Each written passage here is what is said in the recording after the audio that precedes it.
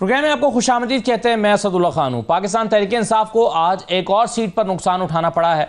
अगरचे सज़ा पहले ही सुनाई जा चुकी थी अब्दुल लतीफ़ चित्राली साहब को, लेकिन आज इलेक्शन कमीशन ने जो इस मामले की समाअत कर रहा था फैसला सुना दिया। पहले ये फैसला महफूज हुआ, फिर सुनाया गया और बताया गया कि अब्दुल लतीफ़ चित्राली साहब भी अपनी निशस्त खो बैठे हैं, वो सीट भी खाली करार दे दी गई है। कल एक एतराज़ हुआ था, कहा गया था कि जी देखिए, बल्कि शेख वकास साहब मेरे शो में मौजूद थे, उन्होंने कहा कि देखिए पंजाब के लोगों की सीटें फ़ौरन खाली कर दी गई हैं क्योंकि वहाँ पर नून लीग का इंटरेस्ट है, उन सीटों को खाली करके ये वहाँ पर अपने लोग लाना चाहते हैं। लेकिन लतीफ़ चित्राली साहब जो हैं वहाँ की सीट को खाली करने में चूँकि नून लीग का कोई इंटरेस्ट नहीं है, क्योंकि वहाँ पर फिर पाकिस्तान तहरीक इंसाफ ही आएगी, तो इसलिए उस सीट को खाली करार नहीं दिया जा रहा। आज इलेक्शन कमीशन ने वजाहत भी जारी की और कहा कि इन दोनों मामलात में फ़र्क है, और फिर फैसला महफूज करने के बाद, उनकी समाअत करने के बाद, फैसला महफूज करने के बाद फिर फैसला सुना भी दिया। और लतीफ़ चित्राली साहब की सीट के साथ भी वही हुआ जो अहमद चट्टा की सीट के साथ हुआ, या मलिक अहमद खान भच्चर साहब की सीट के साथ हुआ है, या सेनेटर एजाज चौधरी साहब की सीट के साथ हुआ है। अब एक एक करके पाकिस्तान तहरीक इंसाफ को अपनी सीटों से हाथ धोना पड़ रहे हैं। लेकिन PTI के कई रहनुमा ये मानते हैं कि अपील में जाने का हक इनके पास है, और जैसे ही इनकी अपील लग जाएगी फौरी तौर पर इनका जो इलेक्शन है वो रुक जाएगा और सीट खाली नहीं होगी, क्योंकि अदालत से स्टे मिल जाएगा। लेकिन ऐसा होगा और क्या इलेक्शन के होने से पहले पहले ये रिलीफ इन्हें मिल जाएगा, ये बहरहाल अभी एक सवाल है। दूसरी तरफ पाकिस्तान तहरीक इंसाफ जो है वो एहतजाज की तैयारी कर रही है, और एहतजाज के हवाले से अभी तक तो ये बताया जा रहा है कि जी हम इसके खद्दोखाल को वाज़े नहीं कर रहे। कल तक ये बताया जा रहा था, शेख वकास साहब कल हमारे शो में ही कह रहे थे कि सूबाई सुदूर के पास इसकी स्ट्रैटेजी है, वो भी शेयर नहीं कर रहे। लेकिन अली अमीन गंडापुर साहब ने आज कहा कि मैं एक तारीख की सबसे बड़ी रैली सूबे में लीड करूंगा। अब इससे अंदाज़ा होता है कि ये रैलियां होने जा रही हैं। 5 अगस्त को मुख्तलिफ इलाकों में रैलियां निकलेंगी और रैलियां निकल के पे ख़त्म हो जाएंगी। तो ये कोई ऐसी तहरीक या ऐसा एहतजाज नहीं है पाकिस्तान तहरीक इंसाफ का जो पहले ना हुआ हो, या जो पहले एहतजाज हुए हैं उनसे बढ़कर हो। ऐसा फ़िलहाल तो ऐसा इंप्रेशन मिल रहा है। इमरान खान के बच्चे पाकिस्तान आ रहे या नहीं आ रहे, इस पर आज मुतज़ाद खबरें चलती रहीं। टीवी पर चला के वो उनके बच्चों को आने से रोक दिया गया है। शेख वकास साहब ने फिर पार्टी की तरफ से ये पैगाम जारी किया कि खबर गलत है, ऐसा नहीं हुआ है। लेकिन उन्होंने ये भी नहीं कहा कि नहीं वो पाकिस्तान आ रहे हैं। तो क्या सूरत हाल किस तरफ जा रही है, ज़रा इस पर बात कर लेते हैं और फिर प्रोग्राम के आखिरी हिस्से में थोड़ा डिस्कस करेंगे। ये जो आज लोकसभा में एक ज़लज़ला बरपा रहा और एक तूफ़ान आया रहा, बीजेपी की हुकूमत से सवाल उठते रहे, पूछा जाता रहा कि बताओ ये पहलगाम वाक़े के हक़ाइक़ क्या हैं, बताओ डोनाल्ड ट्रंप क्या कह रहा है उसका जवाब क्यों नहीं दे रहे हो, बताओ पाकिस्तान ने हमारे जो जहाज़ गिराए हैं उस पर क्या मौक़िफ़ है। ये सवालात बीजेपी से पूछे जाते रहे और इसका जवाब नहीं था हुकूमत के पास। तो एक तूफ़ान मचा रहा लोकसभा में। तो इस पर भी प्रोग्राम के आखिरी हिस्से में कुछ बात करेंगे। मेरे साथ आज प्रोग्राम में राना एहसान अफजल साहब मौजूद हैं, वज़ीर-ए-आज़म के कोऑर्डिनेटर हैं। बहुत शुक्रिया राना साहब, खुशामदीद। नईम हैदर पंजोता साहब हमारे साथ मौजूद हैं, पाकिस्तान तहरीक इंसाफ के रहनुमा, और जल्द ही मुझे इसा राना साहब भी ज्वाइन कर लेंगे, सीनियर तजज़ियाकार हैं। बहुत शुक्रिया सबका प्रोग्राम में शिरकत करने के लिए। सबसे पहले तो ये जो सलमान राजा साहब पार्टी के सेक्रेटरी जनरल हैं, वो ये कह रहे हैं कि अपीलें लग जाएंगी तो इलेक्शन जो है वो रुक जाएगा, ज़िमनी इलेक्शन नहीं होगा। जो साहब बतौर वकील पहले तो ये वजाहत कर देना कि खाली अपील लग जाने से इलेक्शन नहीं रुकेगा, स्टे ऑर्डर मिलने से रुकेगा, यानी अब रिलीफ मिलेगा तो ये ज़िमनी इलेक्शन जो अनाउंस करने वाला है अब इलेक्शन कमीशन ये रुकेगा। असद भाई बहुत शुक्रिया, आपने मौका दिया। बिल्कुल आप ठीक कह रहे हैं, जब तक उसके अंदर कैटेगोरिकली ऑर्डर ना हो, स्टे ना हो कि ये जो है इलेक्शन रोक दिए जाए, तब तक रुक नहीं सकता। लेकिन उसके अगर आप थोड़ा सा बैक पे जाएं तो इलेक्शन कमीशन ने जो रोल अदा किया है पाकिस्तान की जो हिस्ट्री है उसके अंदर, इस तरह का रोल ना पहले हमने कभी सुना ना कभी देखा। जमहूरियत को सबसे ज़्यादा नुकसान दिया है तो इस इलेक्शन कमीशन ने, यानी पहले एक पार्टी से निशान ले लेना, फिर उनके लोग उठाए जा रहे थे, कोई एक्शन नहीं।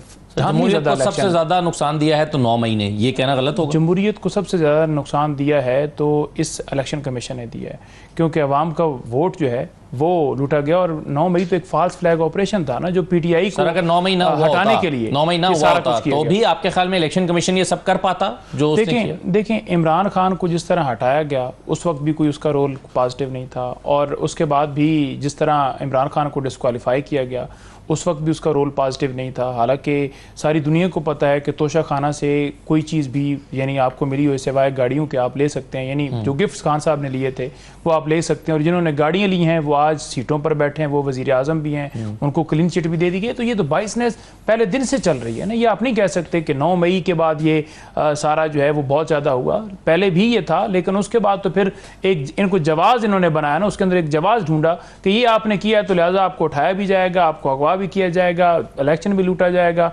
आपकी सीटें भी ली जाएंगी। अब रिकाउंटिंग के अंदर हमारी पीछे 3 उन्होंने इलेक्शन कमीशन का वैसे किरदार पहले भी कोई बहुत आइडियल नहीं था, लेकिन आपने उस किरदार पर पहले तो सवाल नहीं उठाए। यानी आपके दौर में जब फेवर्स आपको मिल रही थी, डिस्का का इलेक्शन होता है, आपका बंदा जीत जाता है, वो अलग बात है कि फिर बाद में उस पर वो फैसला रिवर्ट होता है, लेकिन उसके अलावा भी 2018 के इलेक्शन में भी बहुत सारे एतराज़ात थे अपोजिशन को। तो इलेक्शन कमीशन के अगर कारनामों पर आप उस वक्त सवाल उठाते हैं तो शायद 2024 में ना उठाने पड़ते। देखिए मेरे सामने 2018 का भी इलेक्शन है, मेरे सामने अब की भी सूरत हाल है, तो दोनों का कंपैरिजन कर लें। मुझे ये मिसालें जो आज कुछ हो रहा है, इलेक्शन लूटने वाला मामला, रिकाउंटिंग के ज़रिए सीटें हराने वाला मामला, सज़ाएँ जिस तरह हो रही हैं, और इलेक्शन कमीशन पार्टी बन के बगैर दिफा का मौका दिए, यानी आप जब किसी को नोटिस देते हैं ना तो उसके बाद आप दिफा का मौका देते हैं। आर्टिकल 63 इलेक्शन पढ़ लेता तो उसको वाज़ेह हो जाता कि क्या उनको अपॉर्चुनिटी देनी थी या अपॉर्चुनिटी के बगैर ही आपने उनको डिस्क्वालीफाई कर देना था कि ये लेटर है जी। तो इस तरह किया गया। कोई एक मिसाल दिखा दें किस तरह से किया गया हो, मतलब मैं एक एक चीज़ को उठा लूँ कि किस तरह आरओज़ जो है वो सारा कुछ कर रहे थे, जिस तरह धांधली वहाँ की जा रही थी, किस तरह पेपर्स छीने जा रहे थे, किस तरह हमने वीडियो सबूत दिए, किस तरह ये पूरी एक पार्टी बन के तौहीन अदालत की कार्रवाई इलेक्शन कमीशन का इख्तियार है। सुप्रीम कोर्ट के फैसले हैं कि इलेक्शन कमीशन तो अदालत नहीं है, तो ये अदालत वहाँ लगी है जाकर जनाब अडयाला जेल के अंदर। इमरान खान के खिलाफ तौहीन इलेक्शन कमीशन भी जो है वो स्टार्ट हुई है। तो ये किस तरह आप कह रहे हैं कि चलिए मैं राना साहब कुछ चीज़ों में तो बहरहाल ऐसा नजर नहीं आता कि जो ड्यू प्रोसेस है उसकी खिलाफ वर्जी हुई है। मसलन देखें लतीफ़ चित्राली साहब को नोटिस जारी करके सुना जाता है और फिर उनका फैसला आता है, लेकिन अहमद चट्टा और मलिक अहमद खान भच्चर जो हैं उनको नोटिस जारी नहीं होते और सुने बगैर उनको डिस्क्वालीफाई कर दिया जाता है, सीट खाली कर दी जाती है।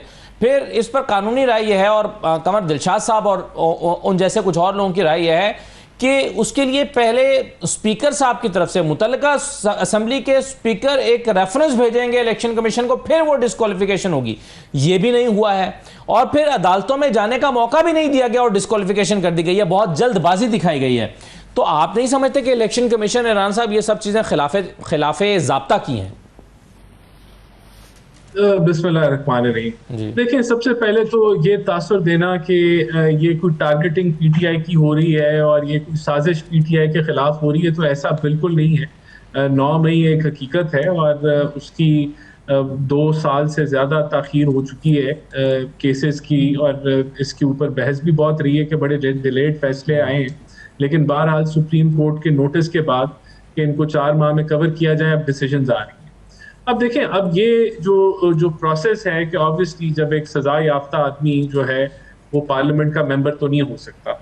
अब इसमें ये तो मैं तो लीगल एक्सपर्ट नहीं हूँ, लेकिन अगर कोई ड्यू प्रोसेस स्किप हुआ है या इलेक्शन कमीशन पंजाब जो है वो एक अलहदा तर्ज पे चल रही है और केपी के अलहदा तर्ज पे चल रही है, तो अब इसका तो एक ही हल है कि अदालतों से रुजू किया जाए या इलेक्शन कमीशन से रुजू किया जाए, और अगर तो आप सज़ा को सस्पेंड करा दें या आपकी अपील जो है वो एक्सेप्ट हो जाए और दरमियान में या तो आपको स्टे ऑर्डर मिल जाए, तो यही वो मुमकिनात हैं कि जिसकी बुनियाद पे जो ये जो डिस्क्वालिफिकेशन है ये रुक सकती है, वरना तो ये नहीं रुकेगी। नहीं, मगर राना साहब आपको क्या ऐसी कोई मिसाल आपके जहन में आती है कि लोअर कोर्ट ने या सेशन कोर्ट ने माजी में किसी को सजा दी हो और वो डिस्क्वालीफाई हो गया हो? क्योंकि हमारे जहन में जो मिसालें आती हैं वो सुप्रीम कोर्ट की आती हैं, इसीलिए बैरिस्टर अली जफर ये कह रहे हैं कि सुप्रीम कोर्ट अगर किसी को सजा बरकरार रखेगा तो वो नाअहल होगा, उससे पहले के स्टेज पर वो नहीं होगा। देखिए ये तो लीगल एक्सपर्ट इस पर बेहतर ओपिनियन दे सकता है, लेकिन मैंने आपको उसकी बता दी ना, वो 3 जो चीजें, या तो स्टे ऑर्डर मिल जाए, या तो आपकी अपील एक्सेप्ट हो जाए अगले कोर्ट के अंदर विद इन टाइम एक्सेप्ट हो जाए। अगर वो नहीं होती तो एक सजा, जो अगर एक बंदे को सजा हो गई है, अच्छा, और वो सजा सस्पेंड नहीं हुई, वो सजा अगर अगले कोर्ट में अभी वो सुनवाई, वो जो टाइम पीरियड है तब तक वो एक्सेप्ट होके, अपील एक्सेप्ट होके, और वो जो सजा है वो सस्पेंड नहीं होती, तो फिर तो ऑब्वियसली अब ये इसमें ये चैलेंज ये है कि ये कितनी जल्दी अपील उनकी एक्सेप्ट होती है अगले कोर्ट में, हाई कोर्ट में, या नहीं होती, और उसका अपील एक्सेप्ट होने का क्या मैकेनिज्म है, क्या जो क्यू है। नहीं मगर इसमें राणा साहब एक फिर सवाल पैदा होता है ना, वो, और मैं 2-3 दिन से इस सवाल का जवाब ढूंढने की कोशिश कर रहा हूँ, अपने मेहमानों के सामने रखता हूँ कि फर्ज की आप जानते हैं कि अदालतों में बहुत सारे केसेस तो ताखीर का शिकार हैं। ट्राइब्यूनल्स भी आपको पता है 180 दिन में फैसले करने थे, लेकिन इससे कहीं ज़्यादा वक्त हो चुका है। तो अदालतों में तो केसेस जो 2 महीने में सिमटना चाहिए वो 8-8, 10-10 महीने में भी नहीं सिमटता। तो अब फर्ज कीजिए कि ये ट्रायल चलता है और 6 महीने के बाद फैसला आता है कि नहीं जी ये तो बरी हो गए, जिनको सजा हुई है, मलिक अहमद खान भच्चर साहब, इनके खिलाफ एविडेंस नहीं मिला, इनको हाईकोर्ट बरी करती है।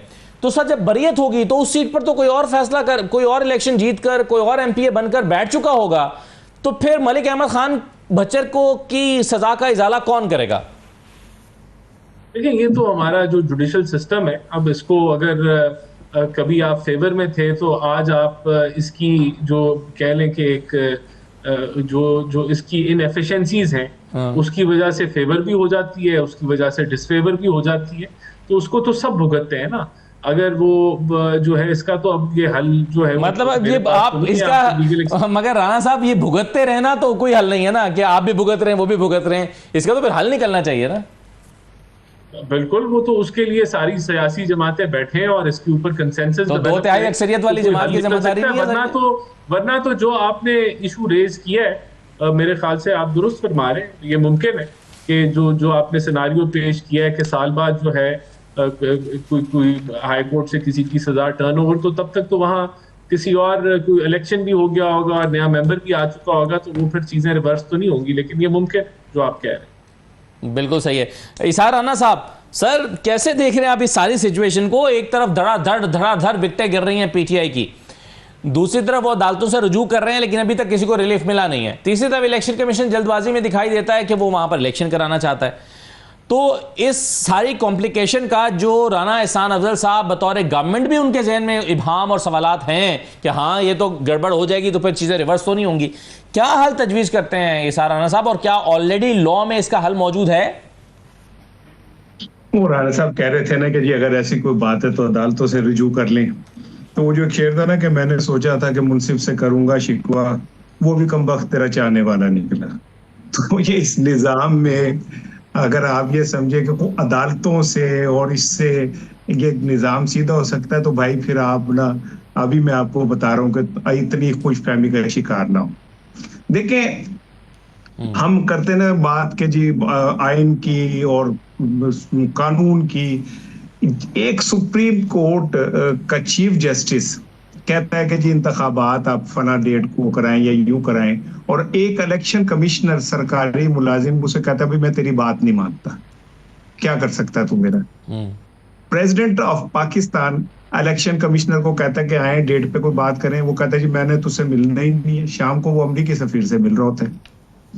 पूरे दुनिया चीख रही हो, कुछ भी हो, आपके चीफ इलेक्शन कमिश्नर एक पॉलिटिकल पार्टी जिसको दुनिया की 8वीं बड़ी पार्टी माना जाता है, उसे कहते हैं ये पार्टी नहीं है जी, हम इसे नहीं मानते, इसको तो हम इलेक्शन ही नहीं लड़ने देंगे।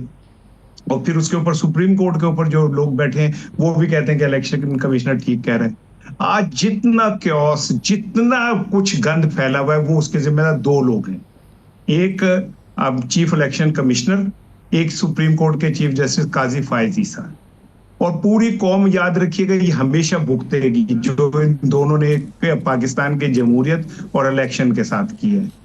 अब आप इसमें अगर आप बड़े खुश फहम है, फिर तो आप ये समझे कि जी कोई रास्ता निकलेगा, कानून रास्ता निकालेगा। ओ भाई क्या कर रहे हैं आप? एक तयशुदा बात है, दीवार पे लिखा हुआ है कि पीटीआई इज नो मोर, ठीक है, उसके लिए कोई रास्ता नहीं है, उसके लिए कहीं से कोई आपको सुनवाई नहीं मिल सकती। और अब पहले कभी थोड़ा सा ओला होता था, पंजाबी में लफ्ज ओला कहते हैं, जैसे वो उर्दू में शायद कहते हैं कोई थोड़ी शर्म सीखे, तो वो भी खत्म हो गया। तो डायरेक्ट कहते हैं हाँ जी ऐसा होना है, ऐसा होना है और ऐसा करना है हमने, आप नहीं रोक सकते।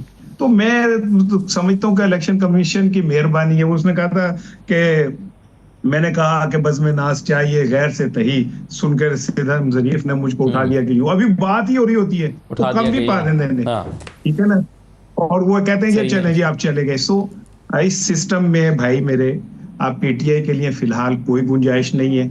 और जब गुंजाइश नहीं होती तो फिर इदारे सारे जो है ना वो तय कर चुके होते हैं कि इनको कोई गुंजाइश नहीं देनी। कौन सा आइन, कौन सा कानून, कौन सी अदालतें, कौन सा निजाम, बस ये फिर आप इसको निजाम का सारा कुछ कहते रहें, लेकिन ये तय है कि पीटीआई के लिए अभी और बहुत सी विकेट गिरने जा रही हैं। आप विकेटों की कह रहे हैं, मुझे लग रहा है पीटीआई की विकेट जो 22 कदमों की थी वो उखाड़ के फेंक देंगे वो।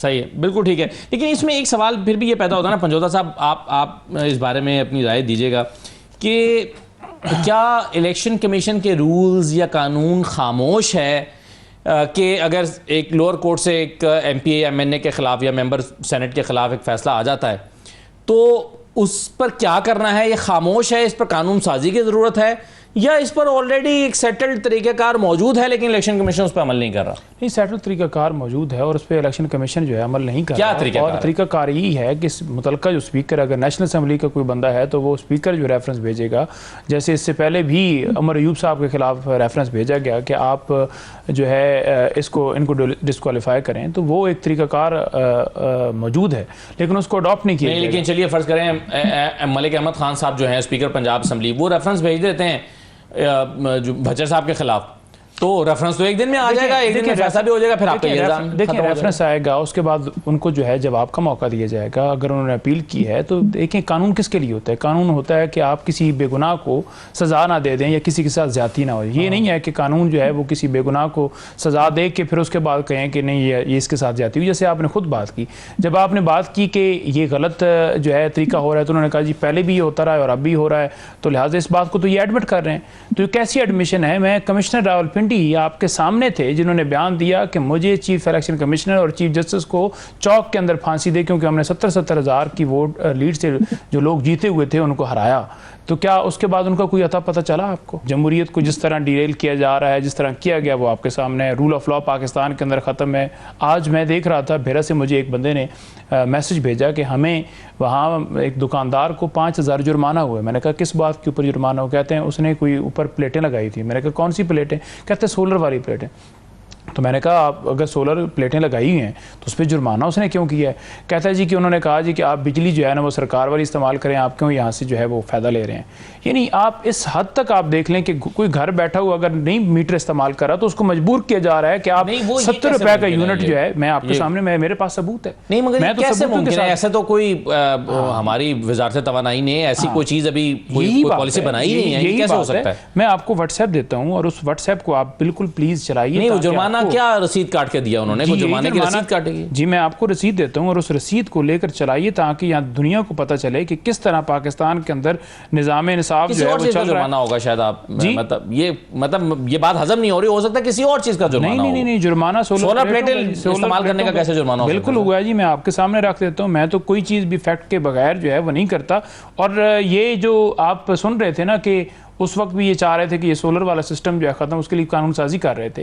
तो उसी का शाखसाना है कि कार्रवाइयाँ जारी हैं। और कार्रवाइयाँ से ही जारी हैं कि आप ज़बरदस्ती जो है वापस से बिजली खरीदें। भाई ये पाकिस्तान के अंदर मैशत आप ठीक कर रहे हैं इस तरीके से कि लोगों को डंडे के ऊपर आपने मीटर भी चलवाना है। भाई बंदा को लाइट बंद करके बैठा है, सोलर चला रहे, तो की मसला है सिर्फ ये कि वहां से जो माल बना रहे हैं, जो IMF की शर्तें हैं। अच्छा चलें, वैसे मैं इस पर अभी तक यकीन करने के लिए तैयार नहीं हूँ ये इसको देखना पड़ेगा, क्योंकि हो नहीं सकता कि एक शख्स को प्लेटें तो पाकिस्तान भर में लोग इस्तेमाल कर रहे हैं, तो ये तो कोई और वजह होगी।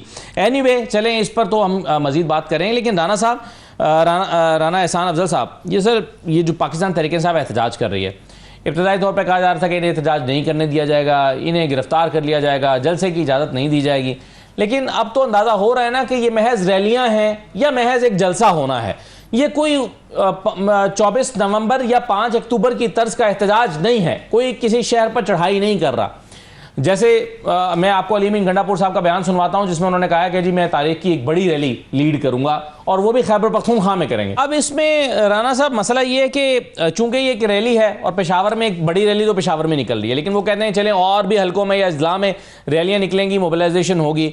ना कोई रास्ता ब्लॉक करने की बात हो रही है, ना सड़कें ब्लॉक करने की बात हो रही है, ना किसी शहर में आकर धरना देने की बात हो रही है। तो इस पर तो हुकूमत को कोई एतराज़ नहीं होना चाहिए ना, क्या होगा फिर भी? देखें, सबसे पहले तो ये जो तहरीक वाली बात है कि 5 अगस्त को क्लाइमेक्स होना था और पीक के ऊपर तहरीक होनी थी, वो तो सबको नजर आ गया कि इस गुब्बारे में जो है वो हवा भरी नहीं थी तो निकलनी कैसे थी। तो बात ये है कि अब ये रैलियां जलसे करेंगे तो उसके लिए भी आपको इजाजत लेनी होती है लोकल डिस्ट्रिक्ट गवर्नमेंट से। अगर रैली का क्या रूट हो गया, क्या ब्लॉकेज तो नहीं होगी, क्या आम आदमी की जो आमदोरफ्त है उसमें कोई रुकावट तो नहीं आएगी। तो ये अगर रैलियां निकालनी है तो केपीके में तो आई एज्यूम अपनी हुकूमत है तो इजाजत मिल जाएगी, वहां तो कोई रुकावट नहीं होगी। अगर ये पंजाब में भी बर वक्त अपना प्लान और रूट जो है वो बता देते हैं तो मुमकिन है इनको इजाजत मिल जाए। मैं हर डिस्ट्रिक्ट की जो गवर्नमेंट है, डीसीज हैं या कमिश्नर्स हैं, उनको मैं प्रिडिक्ट तो नहीं कर सकता कि हर डिस्ट्रिक्ट या डिवीजन में सिक्योरिटी सिचुएशन क्या है या किस किस्म की इन्होंने प्रोटेस्ट करना है या रैली निकालनी है, तो उस पर डिपेंडेंट है। बहरहाल अगर ये अप्लाई करेंगे तो इनको जवाब उन डिस्ट्रिक्ट या डिविजनल जो भी मुस्बत जवाब आपके ख्याल में मिलना चाहिए, क्योंकि अभी तक लाहौर में जलसे की इजाजत तो नहीं मिल रही। देखिए, जलसे की भी अगर इनको इजाजत चाहिए तो इनको चाहिए 2-3 ऑप्शंस दें और मुमकिन है कि इनकी ऐसी ऑप्शन जो शहर से ज़रा दूर हो और जिससे आम आदमी की जो है वो आमदोरफ्त में कोई रुकावट ना पड़े या खलल ना पड़े, एक नॉर्मल जो एक ट्रैफिक होती है तो वहां भी मिल जाए। तो ये मैं तो इसको प्रिडिक्ट नहीं कर सकता, ये तो लोकल इंतजामिया ने जो है वो करना है, लेकिन इनकी पास हिस्ट्री जरूर इजाजत देने में मुश्किल। तो कोई ऐसा एहतजाज गवर्नमेंट कोई ऐसा एहतजाज 5 अगस्त को देख रही है जिसके नतीजे में इतना दबाव आए कि इमरान खान को भी रिहा करना पड़ जाए और सारे मुतालबात भी आप इनके मान जाएं? कोई ऐसा एहतजाज आप देख रहे हैं एज ए गवर्नमेंट? देखिए, मैंने तो आपको कहा ना, वो कहते हैं ना कि वो गुब्बारे से हवा निकल गई, तो इस गुब्बारे में तो हवा भरी नहीं है तो निकलनी कैसे है, ये तो मैं कह चुका हूँ आपको। तो गवर्नमेंट तो कहने का मतलब है कि अभी इन जो जिम्मेदारी खान साहब ने लीडर्स को दी थी वो जिम्मेदारी अब जो है वो तहरीक तहफ़्फ़ुज़ आईन पाकिस्तान को अचकज़ई साहब को दे दिया। अब अचकज़ई साहब कितने पॉपुलर हैं या वो पंजाब में या कहाँ वो रैली निकालेंगे मुझे नहीं पता। गालिबन मेरे ख्याल से तो वो अपनी एक वाहिद उनके पास सीट है, तो अगर वो जिम्मेदारी उनके ऊपर सौंप दी गई है तो ये आप भी जानते हैं कि वो कितनी वो उसको जिम्मेदारी को बखूबी सर अंजाम दे देंगे। तो मुझे तो लगता है कि जो पीटीआई की हालत है कि हर कोई एक दूसरे के जो है वो दस्तो गिरबान है और एक इल्ज़ामात की बौछार है, गद्दारी के इल्ज़ामात हैं, कोऑर्डिनेशन के मसाइल हैं, तो मुझे तो कोई ज़्यादा कुछ नहीं नज़र आ रहा। सही है। इसाक नाना साहब, ये जब 5 अगस्त की बात हुई थी तो बात ये हुई थी कि एहतजाज शुरू करें और फिर इसको बढ़ाते बढ़ाते 5 अगस्त इसका नुक्ता उरूज होगा। ये नुक्ता उरूज वाली कहानी तो अब खत्म हो चुकी है ना आपके ख्याल में? पाकिस्तान तहरीक इंसाफ ने वो तो नहीं किया जो शायद इमरान खान एक्सपेक्ट कर रहे थे। 2-3 दिन पहले उन्होंने शिकवा भी किया कि मुझे कोई मोमेंटम दिखाई नहीं दे रहा। अब भी ये तान आकर टूट रही है रैलियों पर, और हम जानते हैं कि इस नौयत की रैलियां पहले भी हो चुकी हैं कि 50, 60, 100 लोग निकलते हैं मुख्तलिफ हलकों में और वीडियो बनाते हैं, सोशल मीडिया पर पोस्ट करते हैं और घरों को चले जाते हैं। इस नौयत का ये एहतजाज होने जा रहा है जिससे ना हुकूमत को तकलीफ होगी ना पीटीआई को फायदा होगा।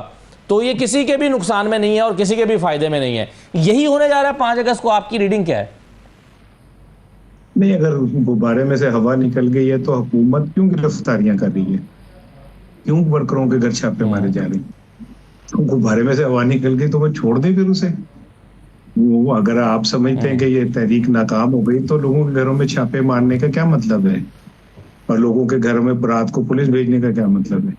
दूसरी चीज ये है कि देखें, अचकज़ई को जिम्मेदारी दी तो नवाबजादा नसरुल्लाह की कितनी सीटें होती थी जो उन्हें इत्तेहादों का सरबराह बना दिया जाता था। जब इमरान खान पॉलिटिकल एंगेजमेंट की तरफ जाता है तो तब भी हमें कबूल नहीं होता। वो जब अकेला कुछ करता है तब भी हमें कबूल नहीं होता। अगर वो एक पॉलिटिकल एंगेजमेंट की तरफ लेकिन ये तारीख भी गवाह है ना सर कि नवाबजादा नसरुल्लाह साहब की क़यादत में चलने वाली कोई तहरीक कोई बहुत बड़े कोई इनकलाब बर्पा भी नहीं किया। नहीं, वो तहरीक पाकिस्तान में आज तक कोई भी इनकलाब बर्पा नहीं कर सकी जिसके पीछे एस्टेब्लिशमेंट नहीं थी। कोई एक तहरीक बता दें जो एस्टेब्लिशमेंट के बगैर कामयाब हुई हो। अब एक जमात है, उसका लीडर 2 साल से जेल में है, उसकी बड़ी लीडरशिप या कंप्रोमाइज हो गई या भाग गई या गिरफ्तार हो गई। बी क्लास जो लीडरशिप है या वो भाग गई या वो गिरफ्तार हो गई या वो छुप गई। ठीक है, वर्कर को आपने 9 मई के बाद इतना डरा दिया। चलें, आपने सर मिसालें मांगी हैं तो मैं एक दो मिसालें आपको, अगर मैं गलत नहीं कह रहा तो एक जुडिशरी की 2007 की मूवमेंट थी, उसमें बहरहाल परवेज़ मुशर्रफ साहब को अपने मौक़िफ़ से पीछे हटना पड़ा था और वो एक बड़ी अवामी तहरीक थी जो मेरे ख्याल में कामयाबी से हमकिनार हुई। इसी तरह से ज़ियाउल हक़ के साहब के ज़माने में नुसरत भुट्टो साहिबा की जो तहरीक थी वो इस लिहाज से तो कामयाब रही कि बेनज़ीर की वापसी की राह हमवार हुई, वो आई, एक बहुत बड़ा जुलूस उनके साथ था, इलेक्शन हुआ और वो इलेक्शन जीती। अच्छा देखें, जो मुशर्रफ साहब के खिलाफ तहरीक चली थी, आप तो खुद तालिब इल्म में तारीख के, तो आपको इल्म होगा कि एस्टेब्लिशमेंट उसके पीछे खड़ी थी उस तहरीक के। उन्होंने इस तहरीक को वो किया क्योंकि मुशर्रफ साहब से जान छुड़ाना चाह रहे थे वो। और एमआरडी की तहरीक जो है, तो एमआरडी के लीडर क्या कंप्रोमाइज नहीं थे, क्या एस्टेब्लिशमेंट के साथ नहीं मिले हुए थे? वो सारे वही लोग थे जो भुट्टो के फांसी लगवाने में अहम किरदार अदा कर रहे थे। बाद में वो जाके वहां खड़े हो गए क्योंकि उन्होंने उस तहरीक को भी नाकाम करना था। और बीबी शहीद जो वापस आई तो उसमें तहरीक से ज्यादा तो अमेरिका का किरदार था जिसने उन्हें वापस भेजने में रास्ते हमवार किया। और आप देख ले, पढ़ ले तारीख, आपको सब पता चल जाएगा। तो मैं तो जो बात कह रहा हूँ, मैं बाकायदा अपने सबूत दलाइल के साथ बात कर रहा हूँ। लेकिन मैं एक चीज आपको बता दूं, 5 मई को अगर ये पीटीआई 2 बंदे भी निकाल लिए ना, तो ये बहुत बड़ा कारनामा होगा। एक जमात जिसको पूरी रियासत उसके खिलाफ खड़ी है, पार्लियामेंट, पॉलिटिशियन, ताकतवर, ठीक है, बंदा 2 साल से अंदर है, उस पर केस पे केस ठोके जा रहे हैं, सारा लीडरशिप को तबाह कर दिया। इसके बाद अब ये वैसे ही है जैसे एक प्रोफेसर ने एक मक्खी के पर तोड़ के का उड़ जा वो नहीं उड़ी, तो साबित हुआ कि पर जब टूट जाते तो मक्खी सुनती नहीं है। ओ भाई, मक्खी के पर तोड़ दिए आपने, उनको किसी जोगा ही नहीं छोड़ा आपने। एक बंदा बाहर निकलता है उस पर आप पर्चा कर देते। वो फलस्तीन का झंडा लेके बाहर निकलता है और होता पीटीआई का, तो उस पर पर्चा कर देते। तो वो ऐसे हालात में अब ये कैसे एक्सपेक्ट करते हैं कि लोग अपने बच्चों को कहेंगे जाओ जमहूरियत के लिए बाहर निकलो झंडे पकड़ के? भाई अभी उन्होंने 9 मई में अपने घर बेच के बच्चों को मुस्तकबिल महफूज किए। पंजाब पुलिस करोड़ोंपति हो गई इस केस के अंदर। तो इनमें आप अगर ये तवक्को करें कि जी कोई अचानक पता नहीं क्या कुछ हो जाएगा, ऐसा कुछ नहीं होगा। लेकिन पीटीआई की बका और सर्वाइवल इसमें है कि वो 5 अगस्त को अपने वजूद को साबित करें, चाहे वो बहुत छोटी रैलियां निकालें, कुछ भी करें, वजूद को साबित करें कि हम अभी हैं, अभी हम अपना वजूद रखते हैं। वक्त है, निकल जाएगा। विकेट गिली है, बॉल स्विंग हो रहा है, बहुत फास्ट बॉलर बहुत तेज है, अंपायर आपके साथ है, तो डक करते जाए, कभी विकेट सूखेगी फिर खेल ले आप जैसे खेल लें। सही, विकेट पर स्टे करें। आप ये कह रहे हैं कि रन्स फिर कभी आना भी शुरू हो जाएंगे। चलिए एक छोटा सा ब्रेक लेते हैं। ये 5 अगस्त की तहरीक चलाने में किन मुश्किलात का सामना तहरीक इंसाफ को करना पड़ रहा है? क्या गिरफ्तारियाँ वाकई हो रही हैं जैसे इसार राना साहब कह रहे हैं? पंजोता साहब से पूछते हैं। एक छोटे से ब्रेक के बाद वापस आते हैं।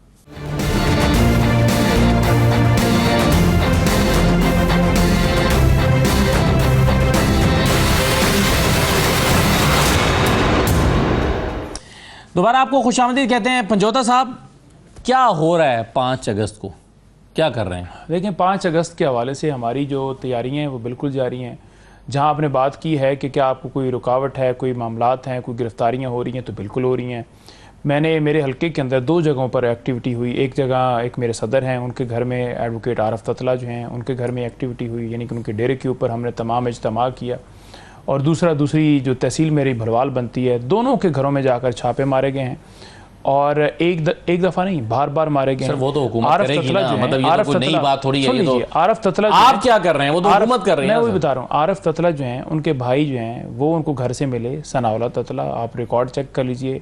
उनको उठा लिया गया और उठा कर गायब कर दिया गया। हमने थाने से चेक किया, डीपीओ से रब्ता किया, कोई जवाब नहीं मिला। हाई कोर्ट पटिशन दायर की और जब इन्होंने रिपोर्ट जाकर तीसरे दिन पेश करनी थी, उस दिन जाकर कहा कि हमने इसकी गिरफ्तारी डाल दी है। ये सिर्फ एक जगह की मैं बात कर रहा हूँ। हर जगह पे आज मियाँ वाली अगर आप देखें, आज भी, कल भी, परसों भी, तो आपको 3 दिनों के अंदर सोशल मीडिया हमारा भरा पड़ा है। हर जगह पर ट्वीट चल रहे हैं जहाँ पर जाकर लोगों के घरों में जाकर सिर्फ ये नहीं कि छापे मारे गए हैं, वहाँ से फर्नीचर उठा रहे हैं, फर्नीचर तोड़ भी रहे हैं कुछ जगहों पर, कई जगहों पर फर्नीचर उठा रहे हैं। यानी जो चीज़ें कहाँ पर हुआ ये फर्नीचर उठाने वाला बात? ये गुजरा मियाँ वाली जी। और आप चेक कीजिए रिकॉर्ड, और सिर्फ इसलिए जी कि लोगों को हरासा किया जाए। और ये सारी कार्रवाइयाँ पूरे पंजाब के अंदर जो है ये जारी है। लेकिन उसके बावजूद आप बता सकते हैं कि जिसके घर में घुस के कोई फर्नीचर उठा लिया हो? बिल्कुल, मैं आपको तमाम ये सोशल मीडिया के ऊपर पड़ा हुआ है, मैं आपको दिखा देता हूँ कि किस तरह वहाँ जाकर उन्होंने फर्नीचर उठाया है। और ये टैक्टिस सिर्फ एक घर के अंदर नहीं है, ये लाहौर के अंदर जिस जिस जगह के ऊपर छापे मारे गए और पुलिस ने पूरी वारदात डाली कि वहाँ जाकर कीमती सामान तोड़ा भी जाता है, जो हाथ में आता है या जो उठा कर ले जा सकते हैं वो लेकर भी जाते हैं, क्योंकि पूछने वाला कोई नहीं है ना। कई जगहों पर पैसे जो हैं वो निकाले गए हैं और ये टैक्टिस जो है ये आज से नहीं है, 2 साल से हम तो झेल रहे हैं और हमारे ही तमाम जगहों पर हमने हर जगह पर हर बंदे के लिए ये तो आपका जवाब हो गया कि आप पर जो जुल्म सितम हो रहे हैं। और आप बताएंगे 5 अगस्त के लिए आपका प्लान क्या, आप क्या कर रहे हैं? देखिए हमारे पास मुख्तलिफ स्ट्रेटजी है, मतलब फॉर एग्जाम्पल आप एक स्ट्रेटजी फाइनल नहीं है, एक ये चीज़ नहीं, देखिए गुफ्तगू के साथ जो है वो बहस व मुबासा होता है और उसमें तमाम लोग गुफ्तगू कर रहे हैं और उसके अंदर जो डायरेक्शंस भी हैं उसके ऊपर भी हम फाइनल मराइल के ऊपर हैं कि किस तरह हमने उसको लेकर जाना है, जिसमें पॉलिटिकल कमेटी है, सीसी है, हमारा इत्तेहाद है, तमाम के साथ मुशावरत करके हमने एक लाए अमल देना है कि कौन सा ऐसा तरीका है जिसके ज़रिए हम जो अपने मकासद हैं, जिसमें हमारा सबसे पहला मकसद यही है कि पाकिस्तान के अंदर रूल ऑफ लॉ हो, जमहूरियत जो है वो बहाल हो। जमहूरियत रूल ऑफ लॉ होगा तो इमरान खान की भी रिहाई होगी। तो हम ये निकल रहे हैं और इंशाअल्लाह ताला ये पाकिस्तान का काज है और पाकिस्तान की काज के लिए आज अडयाला जेल में इमरान खान भी है, हालांकि उसे वुजू तक के लिए पानी साफ नहीं दिया जा रहा, उसके लिए को नहीं दिया जा रहा। हम दरखास्तें वुजू के लिए साफ पानी की दे रहे हैं, आज भी दरखास्त दी गई, जरा चेक कराइएगा। फैमिली की मुलाकात नहीं हो रही, वकला की मुलाकात नहीं हो रही, सारा एक पूरा दरखास्त जमा कराई है कि वुजू के लिए साफ पानी दिया। बिल्कुल, आज बीबी साहबा की तरफ से ये दरखास्त दी गई है कि वुजू के लिए साफ पानी नहीं दिया जा रहा और ये दरखास्त जमा हो चुकी है। और ये दरखास्तें भी गई हैं कि हमें समात का हिस्सा बना दी। यानी कभी आपने देखा है कि एक बंदे को जिसके ऊपर झूठे पहले मुकदमात आपने बनाए, फिर उसे हक के दिफा भी नहीं है कि आप अपने वकला को पेश करें। हमारे वकालतनामे हैं, सलमान राजा, गौर, सारे हम गेट पर खड़े रहे हैं सारा दिन, सुबह से लेकर शाम 4 बजे तक तोशाखाना 2 के अंदर और बंद कमरे के अंदर एक ट्रायल चला कर। फिर वकील कौन था? एक हुसैन को जाने दिया गया, ठीक है जी, बाकी किसी को नहीं जाने दिया गया। हाई कोर्ट ने साइफर केस के अंदर कहा कि ओपन ट्रायल होना चाहिए, जिसमें मीडिया हो, जिसमें वकला हो, जिसमें फैमिली हो, आम पब्लिक हो। लेकिन एक क्राइटेरिया भी नहीं पूरा किया जाता। ये फेयर ट्रायल नहीं है, ये फिर से ट्रायल वापस होगा। और इमरान खान के केसेस में ये एक पूरा पैटर्न है कि अगर 9 मई के केसेस के अंदर उनकी जमानत या अलकादर में होती है तो तब तक तोशाखाना और 9 मई के जो ट्रायल चल रहे हैं उनमें सजा दे दी जाएगी ताकि इमरान खान को जेल में रखा जाए। और एविडेंस क्या है जी? एक सिपाही है जो जमान पार्क में ये चक्री घुस गया था, जिसने देखा कि ये इमरान खान साजिश सारी कर रहे हैं और उन्होंने आपको अलाउ भी कर दिया। राना एहसान साहब, आप 2-3 चीजें जरा बता दें। एक तो वो कह रहे हैं कि जी आपने जैसे कि कहा कि गुब्बारे में हवा थी ही नहीं और है ही नहीं और ये एहतजाज करने की सलाहियत रखते ही नहीं है, तो फिर घरों पर छापे क्यों मारे जा रहे हैं? ये सवाल इसार राना साहब का भी है, ये पंजोदा साहब का भी सवाल है। ये पंजाब पुलिस और पंजाब में फिर ये क्यों हो रहा है, क्यों छापे मारे जा रहे हैं? पहले तो इसका जवाब दे दें। ये तो आपको पंजाब हुकूमत बता सकती है। मुझे नहीं पता कि ये छापों की रिपोर्ट्स कितनी जो है फैक्चुअल हैं और किन बुनियादों पे छापे किसके ऊपर पड़ रहे हैं। कोई उन्होंने कोई क्राइम किया है या क्या वजह है, मैं तो यहाँ बैठा नहीं बता सकता आपको कि ये छापे क्यों पड़ रहे हैं या क्या वजूहात है। बहरहाल अगर कोई जो है किसी देखें, अगर किसी के ऊपर कोई गैर आईनी तरीके से ये हो रहा है या कोई केस होगा, मुझे सो आई कांट एक्सप्लेन दैट। बहरहाल अगर इन्होंने रैली निकाली उसकी इजाजत लें, अगर उनको इजाजत मिल जाती है तो अपनी रैली निकालें, नहीं मिलती तो उसको चैलेंज करें। अभी तो ये प्लान रैली निकालनी है या नहीं निकालनी, ये तो नईम हैदर पंजोता के पास भी नहीं है। तो ये जो पहले से गिरफ्तारियां या छापे हैं, ये फिर हिफ्ज़े मा तकद्दुम के तौर पर हो रहे हैं कि कहीं ये गिरफ्तार, कहीं ये रैली निकाल ना लें। देखिए, ये तो फिर बात यही है ना कि अगर तो कोई ऐसा इन्होंने प्लान करना है या ऐसा इन्होंने तासुर दिया है कि पता नहीं ये क्या करने जा रहे हैं, तो हो सकता है उसको प्रीएम्प्ट किया जा रहा हो। तो ये तो इनको देखें, they should be quite clear कि ये क्या करना चाह रहे हैं। अब मैंने आपको बता दिया कि मुझे निटी ग्रिटीज का तो नहीं पता कि लाहौर में या अगर फैसलाबाद में अगर कोई हो रहा है कोई किसी के ऊपर तो क्यों हो रहा है। ये तो फिर अगर एक एक छापे को डिस्कस करना पड़ेगा कि उसका बैकग्राउंड क्या है, वो क्यों हुआ है और उसकी हकायक जाने बगैर मैं कैसे कमेंट कर सकता हूं। सही है। तो दूसरा वो तोशाखाना 2 में आकी आज समात है, वो कहते हैं वकला को अंदर जाने नहीं दिया जाता, बंद कमरे में समात होती है। हाई कोर्ट का ऑर्डर है कि इसमें फैमिली, वकला, सहाफ़ी मौजूद होने चाहिए ट्रायल के दौरान, लेकिन ऐसा नहीं हो रहा। ना फैमिली को जाने दिया जाता है और ना ही वकला को जाने दिया जाता है। एक वकील को जाने की इजाज़त दी गई है और इस तरह से ट्रायल हो रहा है जो कि कानूनी तौर पर दुरुस्त नहीं है। इस पर आपकी राय क्या है? देखिए, बड़ी सिंपल सी बात है, अगर कोई बेज़ाब्ती है और बेज़ाब्तियां हैं और वो तो अदालत के पास जाए, अदालत के पास जाए, उधर से वो करेक्शन होगी। अगर ये तो देखें, ये तो इनका मौकफ है ना अब क्या पता ये जो बात कह रहे हैं, जिस तरह ये कह रहे हैं कि जी वजू का पानी नहीं साफ मिल रहा, उनको पानी की कोई स्पेशल कोई अब अलहदा टूटी तो नहीं लगा के दी होगी ना खान साहब को, वही पानी होगा जिसमें वो जहाँ जो सुपरटेंडेंट जेल है वो भी उसी पानी से वजू करता होगा, बाकी भी जो इंतजामिया वो भी उसी पानी से वजू करती होगी। कोई अलहदा कोई स्पेशल टूटी तो नहीं लगा के दी होगी खान साहब को कि इनको हमने गंदा पानी देना है और बाकी जो जेल के जो इनमेट्स हैं उनको हमने जो है वो पानी साफ देना है और इनको हमने तंग करना है। ये तो खान साहब की पर्सनैलिटी थी जो अमेरिका में जाके कहती थी मैंने एसी भी छीन लेना है और मैंने टीवी भी छीन लेना है। तो ये बहुत सारी चीजों आप ये कह रहे हैं कि पूरे अडयाला को गंदा पानी मिलता है सर, सुपरिटेंडेंट समेत? नहीं, मैं तो यही कह रहा हूँ आपको कि मुमकिन तौर पे सारे अगर वहां नमाज पढ़ रहे हैं तो साफ पानी से ही पढ़ रहे होंगे, लेकिन ये मुमकिन नहीं है कि खान साहब के लिए कोई अलहदा टूटी लगाई हो जिसमें उनको गंदा पानी मिल रहा हो। तो ये भी मुझे बोगस प्रोपेगेंडा लगता है। बिल्कुल सही। वही पानी जिससे सुपरटेंडेंट जेल वजू करता होगा या पुलिस की इंतजामिया जो भी जेल की इंतजामिया है वो वजू करती होगी, वही टूटी जो है या वही पाइप जो है वो पानी। लेकिन राणा साहब, आप हर सवाल के जवाब में जब ये कहते हैं कि जाओ अदालतों के पास, अगर आपको शिकायत हो तो जाएं अदालत के पास, अगर पानी साफ नहीं मिल रहा तो जाएं अदालत के पास, अगर आपको इंसाफ के तकाजे पूरे नहीं हो रहे, फैमिली को नहीं जाने दिया जा रहा तो जाएं अदालत के पास, तो ये एतमाद आपका 26वीं तरमीम के बाद आया है या पहले भी था? नहीं, देखें, बात ये है कि ये चीजें हमने बहुत दफा देखी हैं कि हार्पिक जो है वो खिला दिया गया और पॉइजन कर दिया गया और वो टोटल फ्रॉड और प्रोपेगेंडा और झूठ जो है वो साबित हुआ है और वो हफ्तों डिस्कस हुआ, दर्जनों टॉक शोज में यूट्यूबर्स ने उसके ऊपर अलहदा प्रोपेगेंडा किया कि कोई उनको मारने लगे और जब वो अदालत उस पर जो तहकीक की गई तो पता चला कि वो टोटल झूठा प्रोपेगेंडा था। तो ये एक दफा नहीं हो चुका, 20 दफा हो चुका है और ये मेरे ख्याल से जो, और देखें इसमें बात ये कि ये एक जुडिशरी ने उनको सजा दी है करप्शन के ऊपर 14 साल की और उनको प्लेस किया है पंजाब हुकूमत ने। तो पंजाब हुकूमत का काम है, उनका फर्ज है कि वो जेल मैनुअल और प्रिजन के जितने भी लॉज और रूल्स हैं उनको इम्प्लीमेंट करें।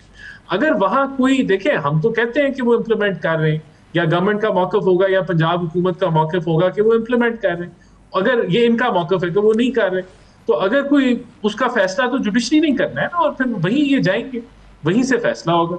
अगर हम तो आपको बता रहे हैं कि मैंने आपको एक बयान दिया है कि वही पानी जिससे सुपरटेंडेंट जेल वजू कर रहा है उसी से वही पानी वही पाइप जो है वो टैंकी से जो है खान साहब को जाता होगा। तो मुझे तो इसमें प्रोपेगेंडा लग रहा है पीटीआई का, लेकिन अगर ये चाहते हैं कि नहीं ये सही पॉइंट पे खड़े हैं तो ये जुडिशरी फिर फैसला करेगी। इजाज़त दीजिए, अल्लाह हाफिज।